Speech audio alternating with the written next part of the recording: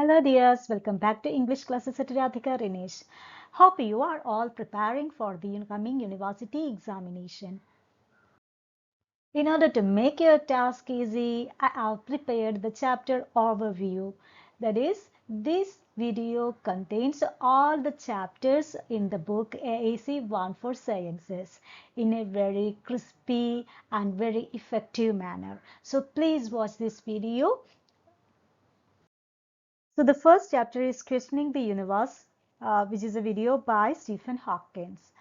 So Stephen Hawking is a very famous scientist, Rare intelligent life. At first he is talking about rare intelligent life. എന്താണ് rare intelligent life പറഞ്ഞ?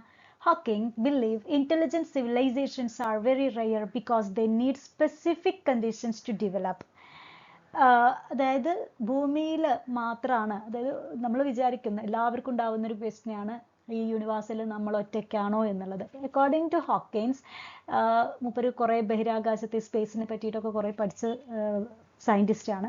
അപ്പം മൂപ്പര് പറയുന്നത് എന്താണെന്ന് വെച്ച് കഴിഞ്ഞാൽ, ഈ ഇൻ്റലിജൻസ് എന്ന് പറഞ്ഞു വെച്ചാൽ അത് ഹ്യൂമൻസിനുള്ള ഒരു പ്രത്യേകതയാണല്ലോ. അതുപോലെ സിവിലൈസേഷൻസും എല്ലാം എന്താണ്, ഒരുപാട് കാലങ്ങൾ കഴിഞ്ഞിട്ടുണ്ടാവുന്ന ഒരു പ്രതിഭാസമാണ്. അത് എല്ലായിടത്തും ഉണ്ടാവുന്നില്ല. We haven't found any evidence of other advanced life forms nearby, making it likely we are alone in this part of the galaxy. അപ്പോൾ മൂപ്പര് പറയുന്നത് നമ്മൾ ഈ ഗാലക്സിയിൽ ഒറ്റയ്ക്കാണ്, മനുഷ്യൻ ഒറ്റയ്ക്കാണ്. കാരണം വേറെ എവിടെയും അതിനുള്ള സാഹചര്യം ഉണ്ടെന്ന് മൂപ്പർക്ക് തോന്നിയിട്ടില്ല. Importance of space exploration. Hawking says humanity's future survival depends on exploring space. കുറച്ച് കാലം കഴിഞ്ഞാൽ ഈ ഭൂമി നമുക്ക് ജീവിക്കാൻ പറ്റാതെയാവും. അതുകൊണ്ട് തന്നെ സ്റ്റീഫൻ ഹോക്കിംഗ് പറയുന്നത് എന്താണെന്ന് വെച്ചാൽ, നമ്മൾ എന്ത് ചെയ്യണം, സ്പേസ് എക്സ്പ്ലോറേഷൻ നടത്തണം. സ്പേസിൽ, അതായത് പുതിയ പുതിയ പ്ലാനറ്റ്സ് ഒക്കെ കണ്ടെത്തണം നമ്മൾ. Expanding to other planets can protect us from disasters like climate change, asteroid impacts, or overpopulation on Earth. അല്ലേ? ഇതിൽ നിന്നെല്ലാം തരണം ചെയ്യാനായിട്ട് സ്റ്റീഫൻ ഹോക്കിംഗ് പറയുന്ന ഒരു കാര്യം എന്താണ്, നമ്മൾ വേറൊരു പ്ലാനറ്റ് കണ്ടെത്തണം ഭൂമിയെ പോലുള്ള. Urgent challenges on Earth. Hawking suggests humanity should work together to solve big problems like climate change, nuclear threats, and overpopulation in the next 100 years. അല്ലേ? നമുക്കറിയാം ഇങ്ങനത്തെ കാര്യങ്ങളൊക്കെയാണ് ഭൂമിക്ക് ത്രെട്ട്, അല്ലേ? വരുന്ന 100 വർഷത്തിനിടയ്ക്ക് ഉണ്ടാവുന്ന ഏറ്റവും ബിഗ് പ്രോബ്ലമാണ് ക്ലൈമറ്റ് ചേഞ്ച്. പിന്നെ ന്യൂക്ലിയർ ത്രെറ്റ്സ് പറഞ്ഞു വെച്ചാൽ nuclear bombs, then over population. അപ്പോൾ ഇതിനൊക്കെ ഒരു മോചനം നേടാൻ വേണ്ടിയിട്ട് എല്ലാവരും ഒറ്റക്കെട്ടായിട്ട് വർക്ക് ചെയ്യണം. Universe from nothing. Hawking explains that the universe might have created itself from nothing because of the natural laws of physics, which challenges traditional ideas that a creator was needed. Okay, ഇപ്പോൾ നമുക്കറിയാം ഒരു സയൻറ്റിസ്റ്റാണ്, they are almost atheists. അപ്പോൾ ഒരു creator ഒന്നും ഉണ്ടെന്ന് തോന്നുന്നില്ല, ഒന്നുമില്ലായ്മയിൽ നിന്നാണ്, ഇവല്യൂഷനിൽ കൂടെയാണ് യൂണിവേഴ്സ് ക്രിയേറ്റ് ചെയ്തിട്ടുള്ളത് എന്നാണ് പറയുന്നത്, by the natural laws of physics. Life on other planets. Simple life like microbes might exist elsewhere in the universe, but intelligent life is very unlikely to be common. അപ്പം ജീവൻ ഇല്ല എന്ന് പറയുന്നില്ല, പക്ഷേ microbes, അല്ലെ, microorganisms will be there. പക്ഷേ intelligent creatures, അല്ലെ, മനുഷ്യനെ പോലെ ഇന്റലിജന്റ് ആയിട്ടുള്ള ആളുകളാണ് ഇല്ല എന്നുള്ളത് പറയുന്നത്. അത് കോമൺ അല്ല, അതത്ര എളുപ്പമല്ല എന്നുള്ളതാണ് സ്റ്റീഫൻ ഹോക്കിംഗ് പറയുന്നത്. Despite searching, we haven't found proof of other advanced civilizations.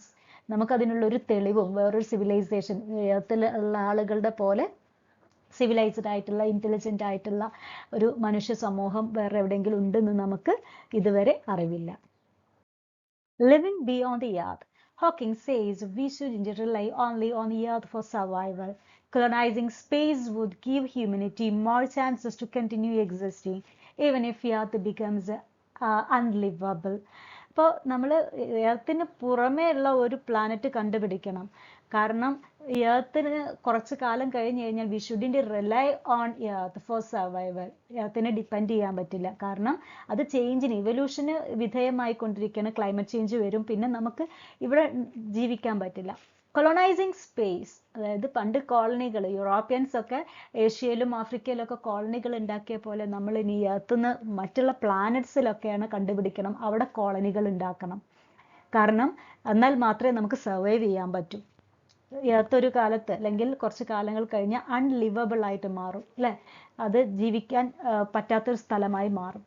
Planets in habitable zones. Scientists have found planets where conditions like water and the right temperature exist, meaning life could potentially form there, but there is no direct evidence yet. അപ്പം habitat zones ഉണ്ട് എന്നുള്ളത് കണ്ടെത്തി കഴിഞ്ഞിട്ടുണ്ട് സയന്റിസ്റ്റുകൾ. അതായത് വെള്ളവും അതുപോലെ ജീവിക്കാനുള്ള സാഹചര്യങ്ങളുള്ള planets ഉണ്ട്, പക്ഷെ അത് there is no direct evidence അല്ലേ, ഉണ്ട് എന്നുള്ളത് അവർ കണ്ടെത്തിയിട്ടുണ്ട്, പക്ഷെ ഇത് എവിടെയാണ് എന്താണ് എങ്ങോട്ട് നമുക്ക് പോകാൻ പറ്റുമോ, all these things are vague അല്ലേ, നമുക്ക് അവ്യക്തമാണ്. Challenges in space.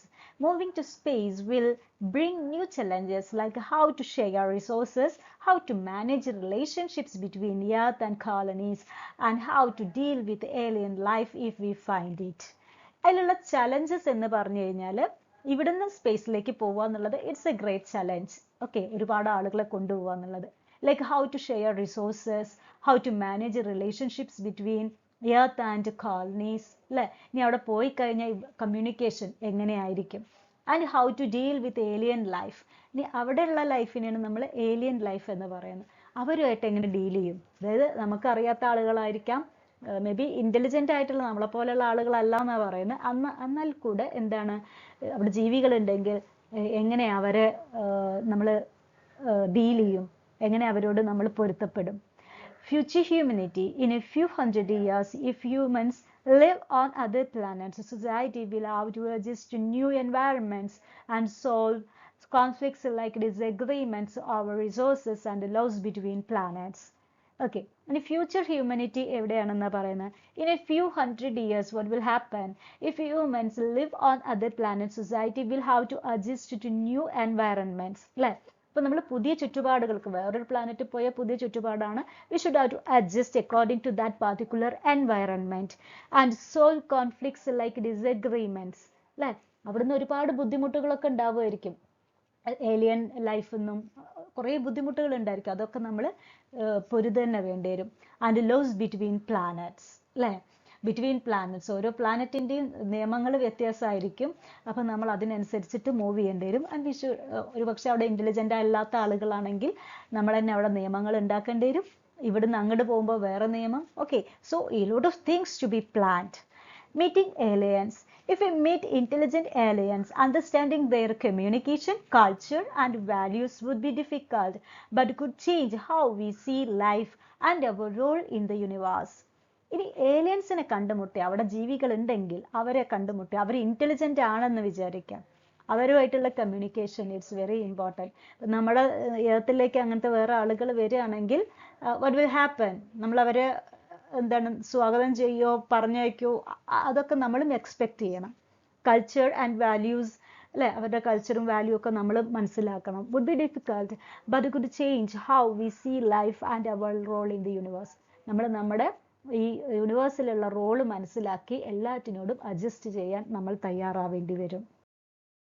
Next is a poem by Gary Snyder above Pate Valley.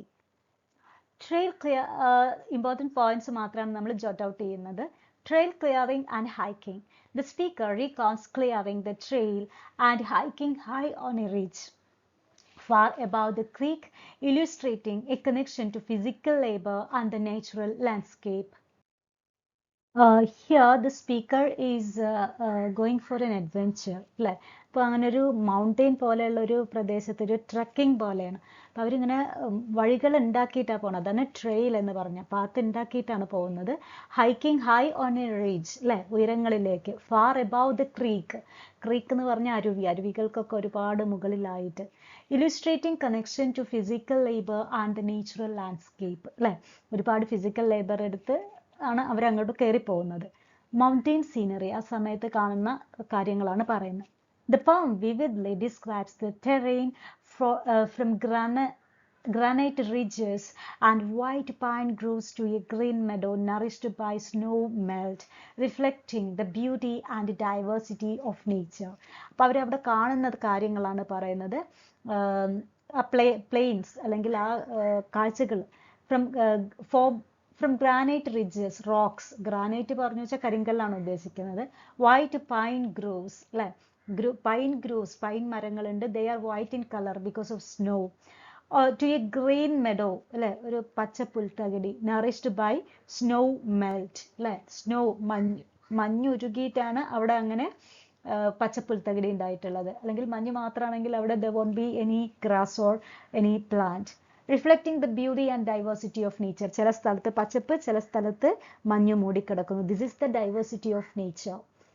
ചില സമയത്ത് നമുക്കറിയാം ചില സ്ഥലത്ത് ഡെസേർട്സ് ആണ്, ചില സ്ഥലത്ത് മഞ്ഞാണ്, ചില സ്ഥലത്ത് നല്ല പച്ചപ്പ്, ചില സ്ഥലത്ത് കാട്. So this is the diversity of nature. Contrast in nature. Snyder contrasts the blazing sun with the cool mountain air, capturing the dynamic and serene qualities of the high altitude environment. അപ്പം അതാണ് contrasting nature. Blazing sun with cool mountain air അല്ലെ, ചില സ്ഥലത്ത് ഭയങ്കര blazing sun അല്ലെ, ഭയങ്കര എറിച്ചു നിൽക്കുന്ന സൂര്യനായിരിക്കും, ചില സ്ഥലത്ത് ഭയങ്കര കൂൾ ആയിരിക്കും. That is the dynamic and serene qualities of the high altitude environment. ഇങ്ങനെ ഉയരങ്ങളിലേക്ക് പോകും തോറും ഇങ്ങനെ ചൂടുണ്ടാവും, പക്ഷേ ഭയങ്കര തണുപ്പുമായിരിക്കും. സൂര്യനുണ്ട്, സൂര്യന്റെ അടുത്താണെന്ന് അവർക്ക് തോന്നും, പക്ഷെ എന്താണ്, ഭയങ്കര തണുപ്പുണ്ടായിരിക്കും. Then simple nourishment. Eating a cold fried trout in the shadowed meadow highlights a moment of simplicity and harmony with nature. Then they saw a cold trout അല്ലെ, അവര് eating ഒരു കഴിക്കുകയാണ്, cold fried. Even though it is fried, it is very cold, കാരണം അത്രയും തണുപ്പുള്ള സ്ഥലത്താണ് അവർ നിൽക്കുന്നത്. And in the shadowed meadow highlights the moment of simplicity and harmony with nature. അവർ ആ മെഡോ കാണുമ്പോൾ അവർക്ക് എന്താണ്, simplicity, how simple life is, how simple the nature is എന്നൊക്കെ തോന്നുന്നതാണ്. Then discovery of obsidian. ഒരു ഒബ്സിഡിയൻ കാണും. ഒബ്സിഡിയൻ എന്ന് പറഞ്ഞു വെച്ചാൽ ഒരു ഗ്ലാസ്, അതായത് വോൾക്കാനിക് ഗ്ലാസ് എന്നാ പറയാ. അതായത് വോൾക്കാനോ, അതായത് നമുക്കറിയാം വോൾക്കാനോ എന്ന് പറഞ്ഞു വെച്ചാൽ ഭൂമിയിൽ എന്താണ് ക്രാക്സ് ഉണ്ടായിട്ട് അതിലൂടെ ലാവ പുറത്തേക്ക് വരികയാണ് ചെയ്യുന്നത്. അത് പെട്ടെന്ന് മെൽറ്റ് ചെയ്യുമ്പോഴാണ് ഈ ഒബ്സിഡിയൻ ആയിട്ട് മാറുന്നത്. The speaker finds volcanic glass and arrowhead fragments connecting the present to the ancient history of the land.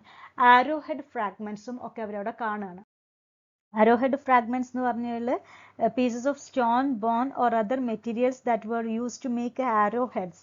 Arrowheads പറഞ്ഞു വെച്ചാൽ ആരോടെ ആ ഒരു കൂർത്ത തലപ്പില്ലേ, അത് ഉണ്ടാക്കാനായിട്ട് ഒരുപാട് സാധനങ്ങൾ ഉപയോഗിച്ചിട്ടാണ് ഉണ്ടാക്കിയിരുന്നത്. There were no machinery at all in the ancient times. അപ്പം അതുകൊണ്ട് മീൻ ചെയ്യുന്നത് എന്താണ്, അവിടെ ഒരുപാട് കാലങ്ങൾക്ക് മുൻപ് ആളുകൾ ഉണ്ടായിരുന്നു അല്ലെ. ഇതുപോലെ ഒരു civilization was there in that high mountains. The Last Stand is a documentary by Peter von Puttkamer. It's on deforestation. നമ്മൾ മരങ്ങൾ മുഴുവനായി വെട്ടി നശിപ്പിക്കുന്നതിന് പകരം മെർവ് വിൽക്കിൻസൺ ഫോറസ്ട്രി അപ്രോച്ച് എന്ന് പറഞ്ഞൊരു അപ്രോച്ച് ഉണ്ട്. Low impact logging at wild wood which avoids, അതായത് selective ആയിട്ട് കുറഞ്ഞ തോതിൽ മാത്രം മരങ്ങൾ മുറിക്കുക. അപ്പോൾ അതുകൊണ്ട് ഫോറസ്റ്റിന് വലിയ കേടുപാടുകൾ ഉണ്ടാവില്ല എന്നുള്ളതാണ് മെർവ് വിൽക്കിൻസൺ ഫോറസ്ട്രി അപ്രോച്ചിൽ പറയുന്നത്. Living Carbons Innovation. So this organization generally enhances trees to absorb carbon faster and support biodiversity, differing from traditional profit-driven tree farming. അപ്പം എന്താണ് ഇവർ എന്താ ചെയ്യുന്നതെന്ന് വെച്ച് കഴിഞ്ഞാൽ മരങ്ങളാണ് ഈ കാർബൺ അബ്സോർബ് ചെയ്യുന്ന ആളുകൾ, നമുക്കറിയാവുന്നതാണത്. അപ്പോൾ ഇവർ നാച്ചുറലായിട്ട് കാർബൺ അബ്സോർബ് ചെയ്യുക, എന്നാൽ മാത്രമേ ഈ പ്രകൃതിയുടെ സന്തുലിതാവസ്ഥ നിലനിൽക്കുള്ളൂ എന്നാണ് ഈ ഓർഗനൈസേഷൻ പറയുന്നത്. Carbon credits debate. Carbon credits are the controversial solution to climate change. They encourage preservation but may distract from solving deeper environmental issues. Okay, അപ്പം ഇവര് എന്താണ്, preservation but may distract from solving deeper environment. അപ്പോൾ ഇവര് carbon dye oxide ഉണ്ടാക്കുന്നത് കുറയ്ക്കുക എന്നുള്ളതാണ് പറയുന്നത്. പക്ഷെ അതിനേക്കാൾ നല്ല സൊല്യൂഷൻ മരങ്ങൾ വെച്ച് പിടിപ്പിക്കുക. അതിനെ കാർബൺ ഡൈ ഓക്സൈഡ് ഉണ്ടാക്കുന്നത് കുറയ്ക്കുകയും വേണം, അതേസമയം എൻവയറൺമെന്റൽ ഇഷ്യൂസ് അല്ലെ, പൊല്യൂഷൻസ് ഇല്ലാതെയൊക്കെയും വേണം, മരങ്ങൾ ഉണ്ടാവുകയും വേണം. Importance of old growth forests. These forests store massive amount of carbon, house diverse species, and have interconnected networks that stabilize ecosystems. അല്ലേ? അപ്പോൾ ഒരുപാട് ഫോറസ്റ്റ് ഒക്കെ ഉണ്ടായി കഴിഞ്ഞാൽ നമുക്കറിയാം ഇന്റർകണക്റ്റഡ് നെറ്റ്വർക്ക് സ്റ്റെബിലൈസ് ഇക്കോസിസ്റ്റത്തെ ഒരു സന്തുലിതാവസ്ഥ ഉണ്ടാവുന്നു. പിന്നെ അതിൽ വേറൊരു ഇഷ്യൂ ഉള്ളത് എന്താന്ന് വെച്ച് കഴിഞ്ഞാൽ നമുക്കറിയാം ഈ ആമസോൺ കാടുകളാണ് ഭൂമിയുടെ ശ്വാസകോശങ്ങൾ എന്നാണ് പറയുന്നത്. Without these Amazon forest life or the earth cannot survive എന്നുള്ളതാണ്. അപ്പൊ അത് വെട്ടിമുറിക്കുന്നതിലൂടെ ഒരുപാട് നാശനഷ്ടങ്ങൾ ഉണ്ടാവുന്നുണ്ട്. Role of fungi networks. Underground fungal system in old growth forests are essential for nutrient sharing and maintaining the health of the entire ecosystem. നമുക്കറിയാം fungi പറഞ്ഞു കഴിഞ്ഞാൽ ഒരുതരം ഫംഗസ് ആണ്. അപ്പോൾ അവര് എന്താണ് ഭൂമിയിൽ അടിയിലൂടെ ഈ മരമൊക്കെ മുറിച്ചു കഴിഞ്ഞാലൊക്കെ അതിന് പെട്ടെന്ന് തന്നെ ഫംഗസ് ഒക്കെ വരും. അപ്പോൾ അത് ന്യൂട്രിയൻസ് കൊടുക്കുന്ന ഒരു സംഭവമാണ്. മരങ്ങൾക്കൊക്കെ ന്യൂട്രിയൻസ്, ഫംഗസിലൊക്കെ ഒരുപാട് പ്രോട്ടീൻ ഉണ്ട്. അപ്പോൾ ഇത് എന്താണ് മരങ്ങൾക്ക് ആവശ്യമായിട്ടുള്ള പ്രോട്ടീൻസ് ആണ്. അപ്പം നമ്മൾ കീടനാശിനിയൊക്കെ ഉപയോഗിക്കുന്നതിലൂടെ അതൊന്നും ഉണ്ടാവാതെയും അത് ഇക്കോസിസ്റ്റത്തെ തന്നെ ബാധിക്കുന്നുണ്ട്. Critique of carbon markets. Sole reliance on carbon credits can lead to complacency and delay meaningful actions to reduce emissions and protect the environment. അപ്പോൾ നമ്മൾ കാർബൺ ഡൈ ഓക്സൈഡ് ഉണ്ടാക്കുന്നത് കുറയ്ക്കണം, അത് വളരെ ഇമ്പോർട്ടൻ്റ് ആണ്. ഓക്കെ, അല്ലെങ്കിൽ എന്താണ് എൻവയറൺമെന്റിനെ അത് ചീത്തയായിട്ട് ബാധിക്കും. മരങ്ങളുണ്ടല്ലോ, അവരത് അബ്സോർബ് ചെയ്തോളൂ എന്ന് വിചാരിച്ചു കഴിഞ്ഞാൽ it's not at all so positive as far as the earth is concerned or the climate is concerned. Balancing economy and environment. Sustainable forestry practices aim to meet human needs without harming forests, ensuring long-term ecological health. നമുക്ക് പറ്റ മരങ്ങൾ മുറിക്കേണ്ടെന്ന് പറഞ്ഞു കഴിഞ്ഞാൽ അതും ഇക്കണോമിയെ ബാധിക്കും. അപ്പൊ അതുകൊണ്ട് രണ്ടും തമ്മിലുള്ള ഒരു ബാലൻസ്, അതായത് മരങ്ങൾ ഒരു സമയത്ത് വെച്ച് പിടിപ്പിക്കുകയും വേണം, അതേസമയം എന്താണ് കട്ട് ചെയ്യുകയും വേണം. എന്നാലാണ് ഒരു balance will be there. Indigenous wisdom. Native communities offer valuable insights into forest management, emphasizing harmony with nature over exploitation. അതായത് പണ്ടത്തെ ആളുകൾ, ഇൻഡിജിനസ് പീപ്പിൾ, അതായത് ഒറിജിനൽ നേറ്റീവ്സ് അല്ലെ, ഇപ്പൊ ആമസോൺ കാടുകളിലൊക്കെ ഉള്ള ഒറിജിനൽ നേറ്റീവ്സ് ഒക്കെ അവർക്കറിയാം എങ്ങനെയാണ് നേച്ചർ പ്രിസർവ് ചെയ്യേണ്ടതെന്ന്. So follow that path. Human impact on forest. Logging, deforestation, and climate change have greatly altered forests, but sustainable methods offer hope for restoration. നമുക്കറിയാം മരങ്ങൾ വെട്ടിമുറിക്കുന്നതിലൂടെയൊക്കെ ഒരുപാട് ക്ലൈമറ്റ് ചേഞ്ചുകൾ ഉണ്ടാവുന്നുണ്ട്, അല്ലെങ്കിൽ ഭൂമി തന്നെ ഇല്ലാതെയായി മാറിയും കൊണ്ടിരിക്കുന്നുണ്ട്. അപ്പൊ അതിന് മാറ്റി നിർത്തിയിട്ട് സസ്റ്റൈനബിൾ മെത്തേഡ്സ് അല്ലെ, നിലനിൽക്കാൻ ആവശ്യമായിട്ടുള്ള ഇക്കോ ഫ്രണ്ട്ലി അറ്റ്മോസ്ഫിയർ ഉണ്ടാക്കണം. Future of forest management. A combination of science, traditional practices, and responsible policies is crucial to saving forests and mitigating climate change. അല്ലെ, ഒരുപാട് കാര്യങ്ങൾ ഉണ്ടാക്കണം. അതായത് ക്ലൈമറ്റ് ചേഞ്ച് വരാതിരിക്കാൻ വേണ്ടി ഫോറസ്റ്റുകൾ നമ്മൾ വെച്ചുപിടിപ്പിക്കണം. അതുപോലെ തന്നെ നമ്മൾ ഒരുപാട് ട്രഡീഷണൽ പ്രാക്ടീസുകൾ, ഈ ട്രൈബൽസ് ഒക്കെ ചെയ്ത പോലത്തെ കുറേ കാര്യങ്ങൾ പിന്തുടരേണ്ടി വരും in order to protect our earth. Ancient human presence. Thousands of arrowhead remnants indicate that indigenous people lived and hunted in this area for 1,000 years, tying the land to its historical significance. അപ്പോൾ അതുകൊണ്ട് മീൻ ചെയ്യുന്നത് എന്താണ്, thousands of years ago അല്ലെ, അവിടെ കുറെ ആളുകൾ, indigenous people, അവിടെ അന്തേവാസികൾ ഉണ്ടായിരുന്നു, അവിടെ ഒറിജിനൽ ആയിട്ടുള്ള ആളുകൾ പറഞ്ഞ അവിടെ മൈഗ്രേറ്റ് ചെയ്ത് വന്നതല്ല, ഇവരെ പോലെ വിസിറ്റിന് വന്നതല്ല, അവിടെ താമസിക്കുന്ന ആളുകൾ ഉണ്ടായിരുന്നു thousands of years ago. Human and animal trails. The poem notes that humans and deer both created trails, symbolizing the shared use of the land by people and wildlife over time. അപ്പം എന്താണ് ഡിയറും, അതായത് മനുഷ്യന്മാരും ഒക്കെ പോകുമ്പോൾ ഒരു വഴി ഉണ്ടാക്കുന്നുണ്ട് അല്ലെ. നമ്മൾ കാട്ടിലൂടെ പോവുകയാണെങ്കിലും കുറെ കാലം പോയി കഴിഞ്ഞാൽ there will be a trail, a path. Connection to the past. The speaker reflects of their own trail and walk, juxtaposing modern tools like dynamite with ancient artifacts, emphasizing the continuity of human activity in nature. അതുപോലെ ജക്സ്റ്റിപ്പോസിങ് modern tools, പുതിയ ആളുകൾ എങ്ങനെയാണ് ഇപ്പൊ ഇവർ പോയപ്പോൾ trail അല്ലെങ്കിൽ വഴി ഉണ്ടാക്കിയത് എങ്ങനെയാണ്, പുതിയ ആയുധങ്ങളൊക്കെ വെച്ചിട്ട്. പക്ഷെ പണ്ട് കാലത്ത് മനുഷ്യന്മാർ കുറെ കാലം നടന്ന് തന്നെ അവിടെ വഴികൾ ഉണ്ടാക്കിയിരുന്നു. Timelessness of the landscape.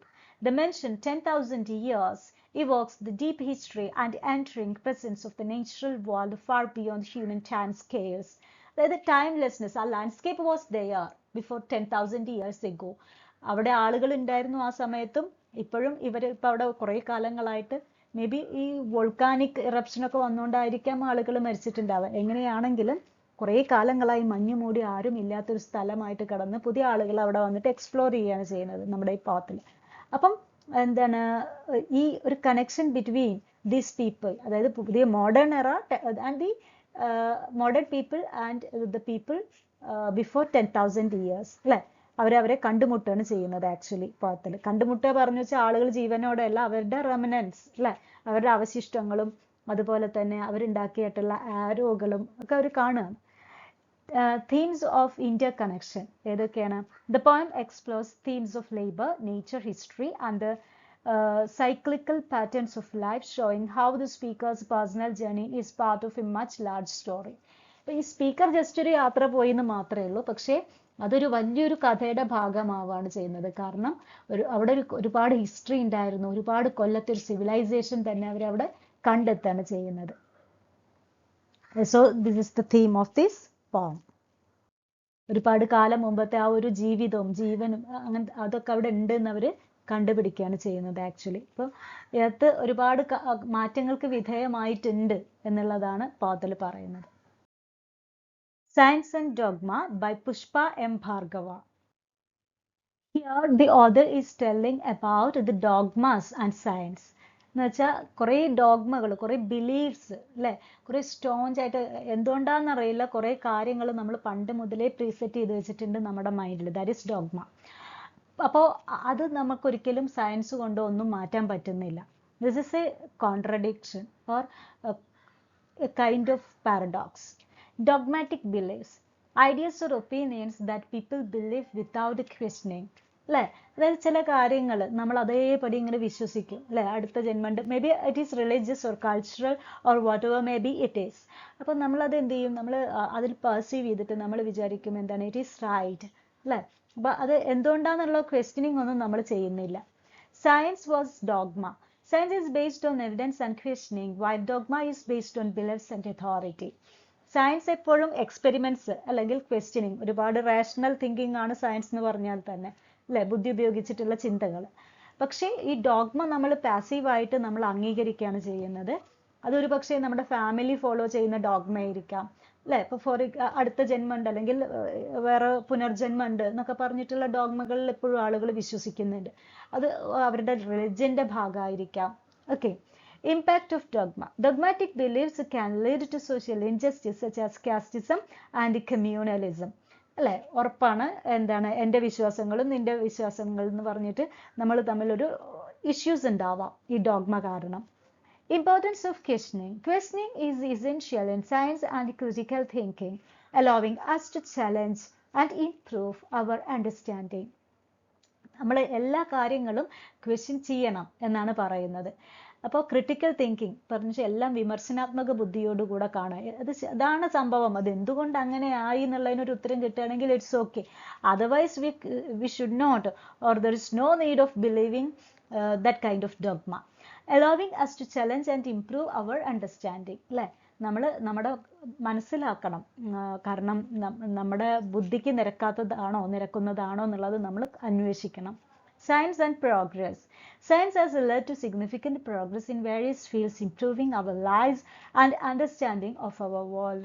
അപ്പോൾ നമ്മൾ ഒരുപാട് കാര്യങ്ങളിൽ മുന്നോട്ട് നയിക്കാൻ സയൻസ് ഹെൽപ്പ് ചെയ്തിട്ടുണ്ട് അല്ലെ. കാട്ടിലൊക്കെ അല്ലെങ്കിൽ തിരിഞ്ഞ് നടന്നിരുന്ന ആളുകൾ ഇപ്പോൾ വിമാനത്തിലൊക്കെ പോകണം, റോക്കറ്റിൽ സ്പേസിൽ പോകണം, സയൻസ് ആണ് ഇതിനൊക്കെ കാരണം. അപ്പോൾ അതുകൊണ്ട് തന്നെ നമ്മളുടെ four better life science is needed. Challenging traditional views.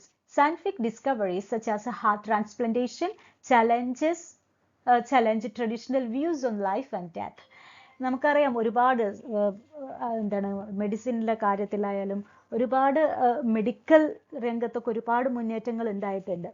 അപ്പോൾ അങ്ങനെ ഉള്ള ഡിസ്കവറികൾ, ഇപ്പോൾ ഹാർട്ട് ട്രാൻസ്പ്ലാന്റേഷൻ ചെയ്തു, അവയവങ്ങളൊക്കെ മാറ്റി വെക്കുന്നു. മറ്റേതാണെങ്കിൽ ഈ ഡോഗ്മ അനുസരിച്ചിട്ടോ ഓർ ഇൻ പ്രീവിയസ് എറ എല്ലാവരും എന്താണ് മരിച്ചു പോവാണ്, ഹാർട്ട് നിന്ന് കഴിഞ്ഞാൽ there is no scope for transplantation at all, അല്ലേ? അപ്പോൾ ഇതൊക്കെ ചലഞ്ച് ചെയ്യാണ് സയൻസ് ആക്ച്വലി ചെയ്തത്. അതായത് ദൈവത്തിന് മാത്രം സാധിക്കുന്നത് നമ്മൾ വിചാരിച്ച കാര്യങ്ങൾ ഇപ്പോൾ മനുഷ്യൻ ചെയ്യാൻ തുടങ്ങിയിട്ടുണ്ട്. Genetics and environment. Genetic and environmental factors interact to shape a person's traits and abilities, contradicting dogmatic beliefs about birth circumstances. ഇപ്പം നമ്മൾ പറയും ഗ്രഹത്തിൻ്റെ പ്രശ്നം കാരണമാണ് അവരുടെ ഈ സ്വഭാവം വരുന്നത്, ഗ്രഹനില പ്രശ്നമായതുകൊണ്ടാണ് അവർക്ക് മോശ സമയമാണ്. സമയമൊന്നുമല്ല, it is the genetic fact എന്നുള്ളത് സയൻസ് കണ്ടുപിടിച്ചു. Education and critical thinking. Education and critical thinking are essential in overcoming dogmatic beliefs and promoting scientific understanding. ഒരുപാട് എഡ്യൂക്കേഷൻ കിട്ടിക്കഴിഞ്ഞാൽ ഇതുപോലെ വിമർശനാത്മക ബുദ്ധിയോടുകൂടെ കാര്യങ്ങൾ സമീപിക്കാൻ തുടങ്ങിയാലൊക്കെ നമുക്ക് ഡോഗ്മയിൽ നിന്നൊരു മോചനം കിട്ടും. ഡോഗ്മ പറഞ്ഞു കഴിഞ്ഞാൽ പിന്നെ ഞാൻ പറയാണ്, അതായത് നമ്മൾ പണ്ട് മുതലേ നമ്മുടെ കൾച്ചറലോ അല്ലെങ്കിൽ കാസ്റ്റോ അല്ലെങ്കിൽ റിലീജിയസോ ബേസ് ചെയ്തിട്ടുള്ള കുറേ ചിന്തകൾ, അല്ലേ? പുനർജന്മം ഉണ്ടാവും, ഗ്രഹനിലകളാണ് നമ്മുടെ പ്രോബ്ലംസ്. അപ്പോൾ ഗ്രഹനില കൊണ്ടാണ് പ്രോബ്ലം എന്ന് വെച്ചിട്ട് നമ്മൾ എന്ത് ചെയ്യും? ഹാർഡ് വർക്ക് ചെയ്യില്ല, നമ്മുടെ ജീവിതം അങ്ങനെ തന്നെ പോകും, നമ്മുടെ മോശ സമയമാണ്. Okay, we are not at all trying to work it hard. Okay, അപ്പം നമ്മൾ അങ്ങനെ ഒരു ഹാർഡ് വർക്കിനോ അല്ലെങ്കിൽ എന്താണ് ഇത് അവോയ്ഡ് ചെയ്യാനോ ഒന്നും നമ്മൾ ശ്രമിക്കില്ല. Then promoting scientific understanding. Promoting scientific understanding and critical thinking is crucial for individual and societal progress and for addressing the challenges of the modern world. അപ്പം സയൻറ്റിഫിക് അണ്ടർസ്റ്റാൻഡിങ് കൂട്ടിക്കഴിഞ്ഞാൽ മോഡേൺ വേൾഡിനൊരു പുരോഗതി ഉണ്ടാവുള്ളൂ, എന്നാലേ നമ്മൾ പ്രോഗ്രസീവ് ആവുള്ളൂ, modern ആവൂ എന്നുള്ളതാണ് ഇതിലെ author പറയുന്നത്. The next chapter is the dangers of climate change. Excerpts from Carl Sagan's Cosmos. അപ്പോൾ ഇത് കാൾ സേഗനും ഇതുപോലെ തന്നെ ഒരു സയൻറ്റിസ്റ്റ് ആണ്. He is writing scientific evidences. Damage of Cleopatra's Needle. The Cleopatra's Needle monument in Central Park has been eroded by acid rain and pollution. The acid in the rain reacts with the limestone surface of the monument, causing it to break down over time. അപ്പോൾ ഈ ക്ലിയോപാട്രാസ്, അതായത് climate change കൊണ്ടുണ്ടാവുന്ന ഒരു കുറേ മാറ്റങ്ങളെ പറ്റിയിട്ടൊക്കെയാണ് പറയുന്നത്. How the earth has changed due to climate change എന്നുള്ളതാണ് പറയുന്നത്. അപ്പം ക്ലിയോപാട്രാസ് നീഡിൽ എന്ന് പറഞ്ഞിട്ടുള്ള ആ മോണ്യുമെന്റ്, അല്ലെ, ഒരു സ്മാരകമാണത്. അപ്പോൾ അത് എന്ത് ചെയ്തിട്ടുണ്ട്? തകർന്നിട്ടുണ്ട് ഡ്യൂ ടു ആസിഡ് റെയിൻ. കാരണം ലൈംസ്റ്റോൺ, അല്ലേ, ലൈംസ്റ്റോൺ കുമ്മായ കല്ലുകൾ കൊണ്ടാണ് ഉണ്ടാക്കിയിരുന്നത്. അത് ആസിഡ് റെയിനിൽ എന്തുണ്ടായി? ആസിഡും കുമ്മായ എന്ന് പറഞ്ഞാൽ നമുക്കറിയാം ആൽക്കലിയാണ്, അത് തകർന്നു പോയി. Pollution cooling effect. Some human activities like releasing pollutants and aerosols into the atmosphere can lead to a cooling effect on Earth. These particles reflect sunlight away from Earth, reducing the amount of heat that reaches the planet. ഈ പൊല്യൂട്ടൻസും അതുപോലത്തെ pollutants പറഞ്ഞു വെച്ചാൽ മലിനീകരണ സാധനങ്ങൾ, അതുപോലെ aerosols എന്ന് പറഞ്ഞു വെച്ചാൽ ഡ്രോപ്ലെറ്റ്സ് ഇൻ ദി എയർ. എന്തെങ്കിലും നമ്മൾ ഗ്യാസ്, ആ രീതിയിലുള്ള പൊല്യൂട്ടൻസ്, അതെല്ലാം എയറിനെ തണുപ്പിക്കുന്നു. അതായത് അവർ ആ എലമെൻറ്റ്സ് ചൂട് കുറയ്ക്കുന്നുണ്ട് എന്നുള്ളതാണ് പറയുന്നത്. ഒരു പൊല്യൂഷൻസ് കൂളിംഗ് എഫക്റ്റ് ഉണ്ടാവുന്നുണ്ട്. നമ്മൾ ഗ്ലോബൽ വാർമിംഗ് എന്ന് പറഞ്ഞിട്ട് പറയുകയാണെങ്കിൽ പോലും ചില പൊല്യൂട്ടൻസ് കൂളിംഗ് ഇഫക്റ്റ് ഉണ്ടാക്കുന്നുണ്ട്. Long term climate change. Human activities are affecting the climate in the long term, which could lead to temperature changes, rising sea levels, and unpredictable weather. This can negatively impact ecosystems, human health, and economies. അപ്പം climate long ടേമിൽ, അതായത് നമ്മളിപ്പോൾ പറയും global warming ഉണ്ടായിക്കഴിഞ്ഞാൽ ഒരുപാട് 50 വർഷം കഴിഞ്ഞ് 100 വർഷം കഴിഞ്ഞിട്ട് എന്താണ് മഞ്ഞുരുകും, വെള്ളപ്പൊക്കം ഉണ്ടാവും, ആ രീതിയിലൊക്കെ പറയും. ലോങ് ടേം ആയിട്ടുള്ള ചേഞ്ചുകളെ പറ്റി പറയുന്നുണ്ട്. Runaway greenhouse effect. The concept of a runaway greenhouse effect on Earth is similar to what happened on Venus. അതായത് ഒരു thick atmosphere traps heat leading to extreme temperatures. ഒരു ഗ്രീൻ ഹൗസ് പോലെ, അതായത് carbon emission കൊണ്ടൊക്കെയാണ് ഉണ്ടാവുന്നത് പറയുന്നത്. വീനസിൽ ഇതുപോലത്തെ പ്രതിഭാസം ഉണ്ട് അത്ര. അതായത് സൂര്യരശ്മി പുറത്തോട്ട് പോവാതെ ഈ ചൂട് കൂടുമ്പോൾ വായു മുകളിലേക്ക് ഉയരും. ആ ഉയരുന്ന വായു പുറത്തു പോവാതെ വെന്റിലേഷൻ ഇല്ലാത്തൊരവസ്ഥ. നമ്മൾ വീട്ടിൽ വെന്റിലേഷൻ ഇല്ലെങ്കിൽ ചൂട് കൂടുന്ന പോലെ അറ്റ്മോസ്ഫിയറിന് ചൂട് കൂടും, സഹിക്കാൻ പറ്റാത്തത്ര ചൂടുണ്ടാവും പറയുന്നത്. Then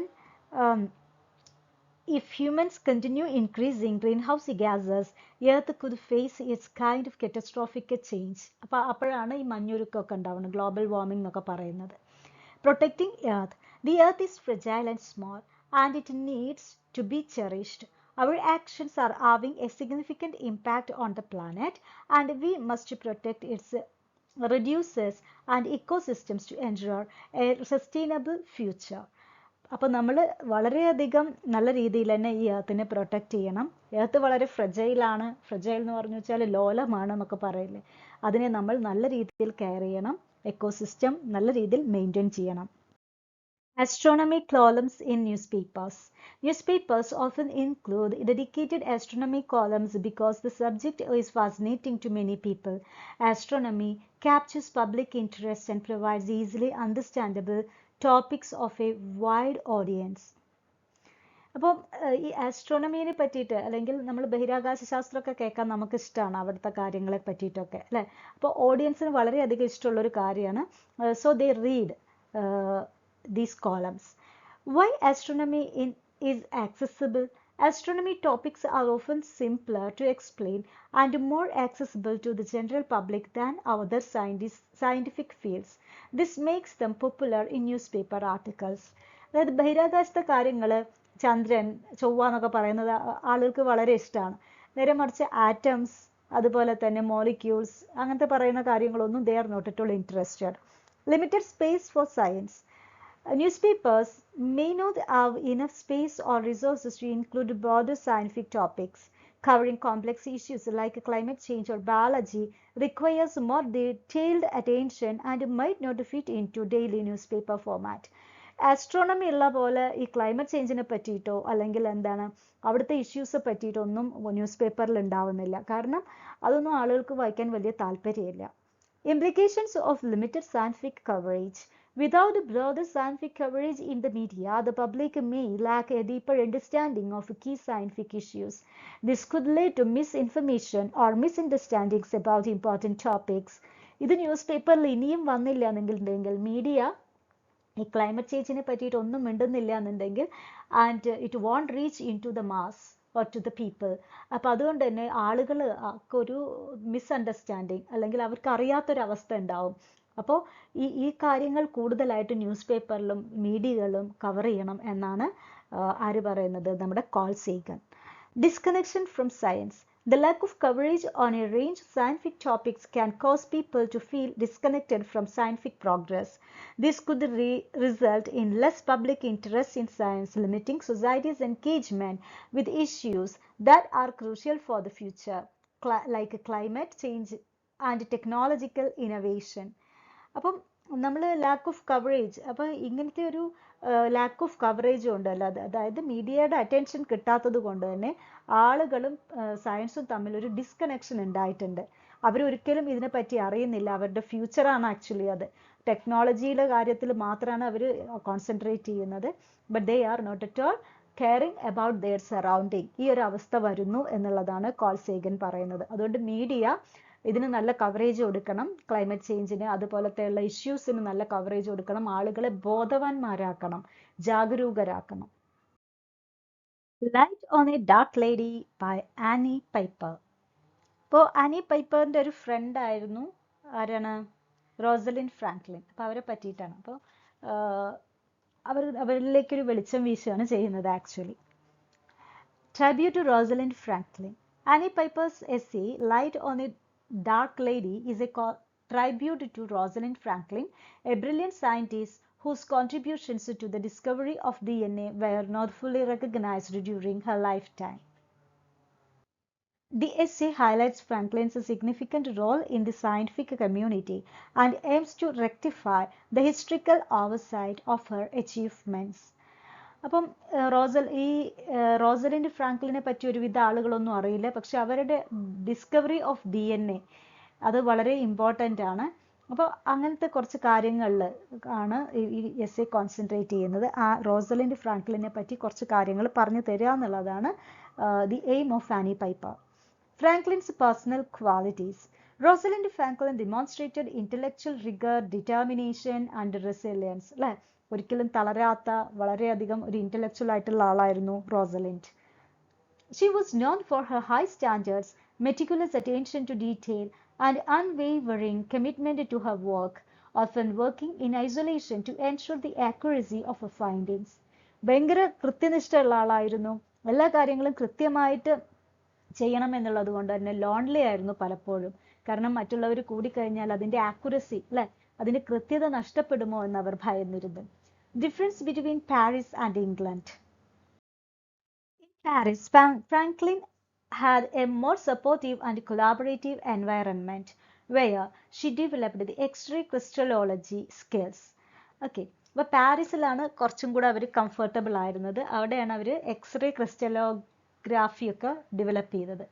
In contrast, her experience in England was more challenging due to the professional isolation she faced, largely because of gender biases and the lack of recognition from her male colleagues. അല്ലേ, mail colleagues എന്ന് ഒരുപാട് gender bias, അല്ലേ, ഒരു marginalisation സ്ത്രീയാണ് എന്നുള്ളത് കൊണ്ട് അവർ face ചെയ്തിരുന്നു എവിടെ, ഇംഗ്ലണ്ടിൽ. പക്ഷെ in Paris she was okay.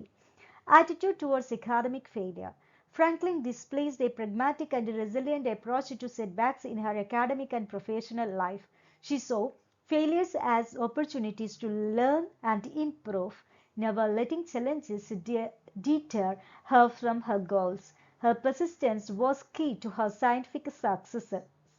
അപ്പോൾ ഒരിക്കലും അവർ തോറ്റ് പിന്മാറാൻ തയ്യാറല്ലായിരുന്നു. അക്കാഡമിക് ആയിക്കോട്ടെ, പ്രൊഫഷണൽ ആയിക്കോട്ടെ, പേഴ്സണൽ ആയിക്കോട്ടെ, എന്ത് സെറ്റ്ബാക്ക് ഉണ്ടായാലും അത് ഓവർകം ചെയ്യാൻ അവർ തയ്യാറായിരുന്നു. Nature of friendship between Franklin and piper. നമ്മൾ പറഞ്ഞു നമ്മുടെ ഓതറിന്റെ ഫ്രണ്ട് ആയിരുന്നു എന്ന്. Annie piper and Rosalind Franklin shared A close intellectual friendship build on mutual respect and admiration. അല്ലെ, സെൽഫ് റെസ്പെക്റ്റും അഡ്മിറേഷനും ഒക്കെ ഇരുവർക്കും ഇടയിൽ ഉണ്ടായിരുന്നു.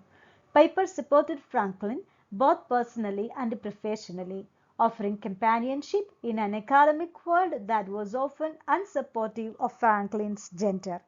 അപ്പം മറ്റുള്ളവരിൽ നിന്ന് കിട്ടാത്തൊരു സപ്പോർട്ടും കെയറൊക്കെ നമ്മുടെ ആനി പൈപ്പർ ഈ ഫ്രാങ്ക്ലിന്, അതായത് റോസലിൻഡ് ഫ്രാങ്ക്ലിന് കൊടുത്തിരുന്നു. Impact of Franklin's high standards. Franklin's resistance on high standards in her research led to significant scientific breakthroughs, particularly in her work on the structure of DNA. However, her exacting nature also led to professional conflicts and isolation, as she struggled to gain recognition in a male-dominant field. അപ്പോൾ ഇവർ നല്ലൊരു scientist ആയിരുന്നു, DNA സ്ട്രക്ചറൊക്കെ കണ്ടുപിടിച്ചിരുന്നു, അതിനെ പറ്റിയിട്ടൊക്കെ work ചെയ്തിരുന്നു. പക്ഷെ she suffered a lot of professional conflicts and isolation. കാരണം നമുക്കറിയാം, scientist എന്ന് പറഞ്ഞാൽ തന്നെ നമ്മുടെ മനസ്സിലേക്ക് ഓടി വരുന്നത് കുറേ പുരുഷ മുഖങ്ങളാണ്. അപ്പോൾ ഈ മെയിൽ ഡൊമിനേറ്റഡ് ആയിട്ടുള്ള ഒരു ഫീൽഡിൽ അവൾ നിന്ന് പോവാനായിട്ട് she struggled a lot. Franklin's private and compartmentalized nature. Franklin's private and compartmentalized nature shaped both her professional relationships and her personal life. While this allowed her to focus intensely on her work, it also caused her to appear distant and contributed to misunderstandings with colleagues. അപ്പോൾ അവളിങ്ങനെ വളരെ കമ്പാർട്ട്മെന്റലൈസ്ഡ്, അല്ലെ, വളരെ ഒതുങ്ങിക്കൂടിയിട്ടുള്ള, മറ്റുള്ളവരോട് വളരെ അധികം mingle ആവാത്തൊരു സ്വഭാവമായിരുന്നു. കാരണം അവരുടെ ഈ ഒരു നേച്ചർ, അതായത് ആ ഒരു സൊസൈറ്റിയുടെ ഇതാണ് കാരണം. അവിടെ മെയിൽ ആയിട്ടുള്ള സയന്റിസ്റ്റുകൾക്ക് അവരോടുള്ള മനോഭാവം ഓക്കെ, അതുകൊണ്ടൊക്കെയാണ് she has maintained a compartmentalized nature, അല്ലെ, വളരെ ഒതുങ്ങിക്കൂടിയൊരു സ്വഭാവമായത്. Piper's personal experiences and observations. Annie Piper's first-hand experience and close friendship with Franklin allowed her to provide an intimate and nuanced portrait of Franklin's life. അപ്പോൾ എന്തായാലും Annie പൈപ്പറുമായിട്ട് വളരെയധികം close ആയിരുന്നു നമ്മുടെ Rosalind Franklin. Piper's insights into Franklin's struggles with the gender bias, her scientific brilliance, and her emotional strength provide a deeper understanding of the woman behind the scientific achievements. അപ്പോൾ നമ്മുടെ പൈപ്പറിന് മനസ്സിലായി, okay, she was so brilliant. Okay, അപ്പോൾ അതിൽ തന്നെ emotionally she is very stable. ആർക്കും അവളെ തളർത്താൻ പറ്റില്ല. Okay, അതൊക്കെ അവളുടെ ഗ്രേറ്റ് സയൻറ്റിഫിക് അച്ചീവ്മെന്റ്സ് ഉണ്ടാക്കാനായിട്ട് കാരണമായി. Gender bias in science. Franklin's story is a powerful example of the gender bias women in science faced during her time. Despite her critical contributions, she was often overshadowed by male colleagues. Her experiences reflect the broader struggles women scientists endured, which are still relevant today. ഇപ്പം നമുക്കറിയാം ഒരുപാട് struggles സ്ത്രീകൾ നടത്തിയിട്ടുണ്ട്. Even scientist അത്രയും educated ആയിട്ടുള്ള അത്രയും creamy ലെവലിൽ നിൽക്കുന്ന ആളുകളായിട്ട് പോലും അവരൊരുപാട് കാര്യങ്ങൾ സഹിച്ചിട്ടുണ്ട് ജീവിതത്തിൽ എന്നുള്ളതാണ് ഈ റോസലിൻഡ് ഫ്രാങ്ക്ലിൻ്റെ ലൈഫിലൂടെ ആനി പൈപ്പർ കാണിച്ചു തരുന്നത്. Impact of relationships on a scientist's career. Personal relationships, both supportive and challenging, significantly impacted Franklin's career. Annie Piper's reflections and the complex friendship that Franklin formed illustrate how personal connections can shape a scientist's growth, success, and emotional well-being. The support of colleagues and friends played a crucial role in Franklin's perseverance and achievements. അപ്പം ഒരു scientist ആണെങ്കിൽ പോലും അവർക്ക് കുറേ സപ്പോർട്ടും അതുപോലെ തന്നെ റിലേഷൻഷിപ്സും ഒക്കെ വേണം. Otherwise they will be alone. അപ്പം ഒരു ഫ്രാങ്ക്ലിനുമായിട്ട് വളരെയധികം നല്ലൊരു റിലേഷൻഷിപ്പാണ് നമ്മുടെ റൈറ്റർ ആനി പൈപ്പറിന് ഉണ്ടായിരുന്നത്. അതുപോലും അവർക്ക് നല്ലൊരു ഗ്രോത്തിനും സക്സസിനും ഇമോഷണൽ വെൽബീയിങ്ങിനും ഒക്കെ സഹായിച്ചു. അതായത് ഒരാൾ ഇമോഷണലി സ്റ്റേബിൾ ആവണമെന്നുണ്ടെങ്കിൽ മറ്റുള്ളവരുമായിട്ടുള്ള റിലേഷൻഷിപ്പ് വളരെ സ്മൂത്ത് ആയിരിക്കണം. അതുപോലെ കൊലീഗ്സിൻ്റെ സപ്പോർട്ടും ഒക്കെ വളരെ അത്യാവശ്യമാണ്. പക്ഷേ Rosalind Franklin didn't get such support from her colleagues, from other scientist, because they were male. Okay, അപ്പോൾ ഈ കാര്യങ്ങളൊക്കെയാണ് ആനി പൈപ്പർ ഈ എസ്സേയിലൂടെ പറയുന്നത്.